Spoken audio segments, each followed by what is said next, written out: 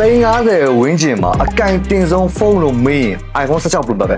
ကျွန်တော်အမြင်နဲ့ပြပြဘူးတယ်16 Pro Max ဒီကင်လို့အရန်ကောင်းတယ် price to performance အကြဆုံးဖုန်းပါလို့ကျွန်တော်အမြင်နဲ့ပြောခဲ့တယ်မကြိုက်ဆုံးအချက်တစ်ခုပြန်ပြပြပေးမယ်မကြိုက်ဆုံးအချက်ကတော့ဘေးပေါင်ထူပြီးတော့ weight လေးတာပဲဒါ16 Pro Max ရဲ့ကျွန်တော်မကြိုက်ဆုံးအချက်ပေါ့နော်ကြိုက်တဲ့အချက်တွေဆိုရင်တော့အများကြီးပဲမကြိုက်တဲ့အချက်ကတော့အဲ့ဒီချက်ပဲရှိရဘေးပေါင်ထူမယ် weight စီးစီးပတ်ပိုင်နဲ့လေးတယ်ကဲတာညအိတ်တဲ့အချိန်မှာဒီဘုတ်ကင်တဲ့အချိန်မှာ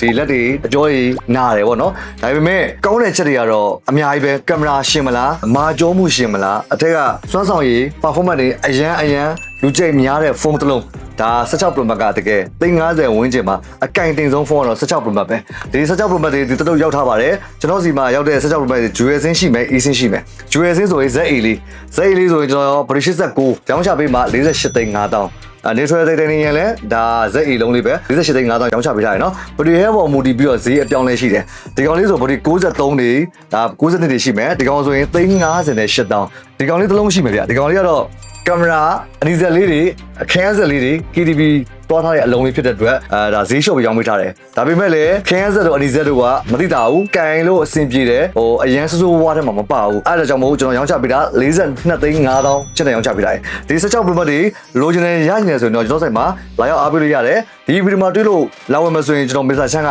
9000ကျပ်တိတိလျှော့ပေးမယ်AirPod Pro ပါလက်ဆောင်ပေးမယ်ဗျာတီးတန့်ရှော့ပေးထားတာဒါ9000ရှော့ပေးတယ် AirPod Pro လက်ဆောင်ရမှာဆိုတော့ဒါအရန်ကိုတန်နေပါပြီမှန်မကွဲရ lifetime ကပါ Arduino အရင်ကောင် Apple ID ရှော့ဈေး9000နဲ့ AirPod လက်ဆောင်6မျိုးရယူပြီးတော့လာလို့ရပါပြီဗျာအားလုံးကျေးဇူးများတင်ပါတယ်